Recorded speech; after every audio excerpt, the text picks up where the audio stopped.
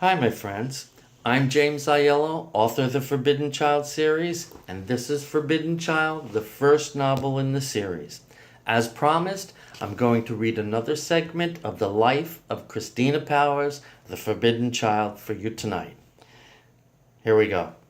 I opened the door and he swept me up into his arms and carried me to the sofa, kissing me wildly all the way. I love you, he kept repeating as he placed me on the sofa.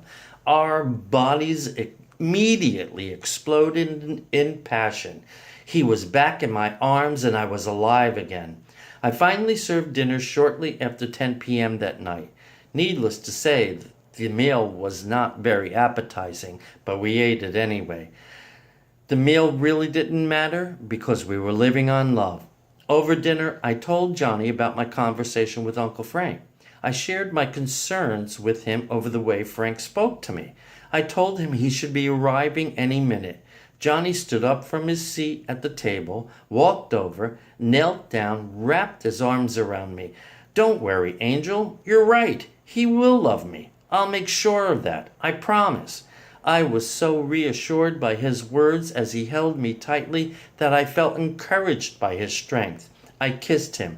"I have something for you." "You do?" He smiled as he gently tickled my waist. "Yes, I do." I playfully slapped his hand. "Now let me go get it." I walked to the living room, opened my purse, and pulled out a key. I took it over to him. "Please take this, Johnny. It's the key to my home, and I want you to have it. I want you to be able to come here anytime you want." He smiled and took the key. I guess great minds really do think alike. He slipped a small sealed envelope out of his pocket and handed it to me. I opened it, and inside was a key to his condo. We looked at each other and laughed. Nothing more had to be said. We were giving ourselves to each other with those keys, and we both knew it. Then the doorbell rang, and we knew it was Uncle Frank. For some reason, my heart began to race as Johnny walked me to the door. "Relax, Christy. He's your uncle. He loves you, and we're going to get along great." I squeezed his arm. "You're right." But in the back of my mind, I couldn't help but feel concerned, for I was raised by this man. He was always wonderful to me, but I could also remember how frightening he could be when I was disobedient. So I hardly ever stepped out of line. As I opened the door, I'll never forget the look of shock on Uncle Frank's face when he saw Johnny standing there with me.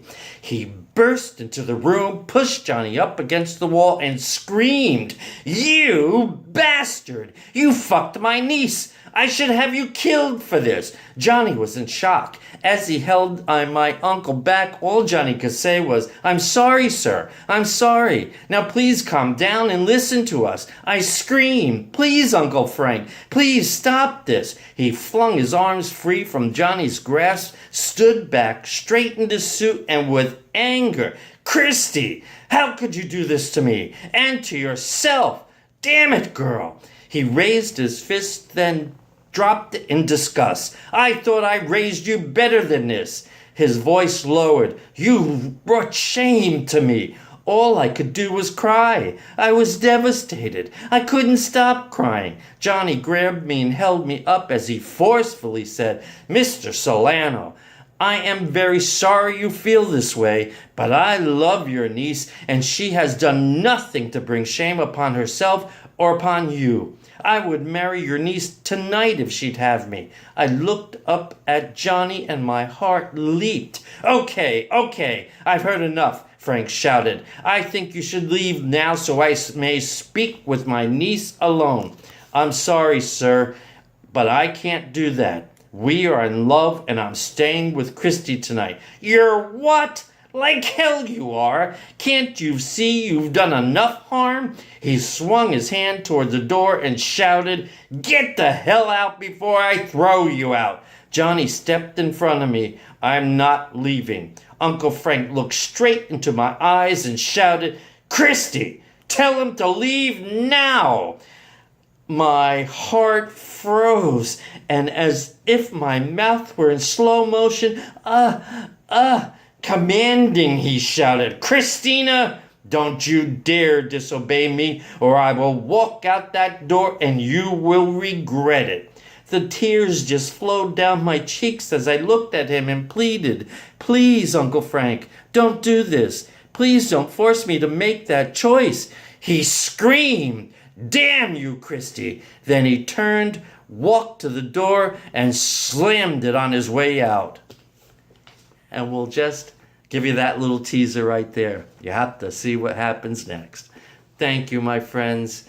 Once again, I appreciate everyone's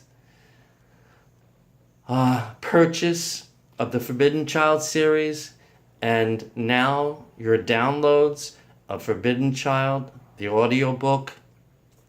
I know that I am not a best-selling author yet, but I'm determined because I know I have a masterpiece, and I know you will agree with me once you've experienced the life of Christina Powers.